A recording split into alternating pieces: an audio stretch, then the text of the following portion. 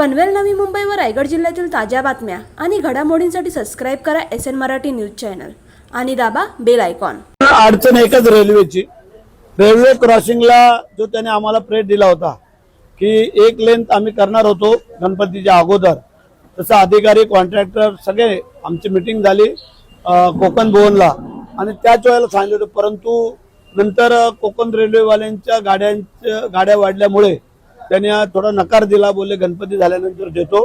आणि म्हणून मग आता मी परत चर्चा केली तर मग पूर्ण इंदापूर असेल मानगाव असेल संपूर्ण जो रस्ता आणि वरची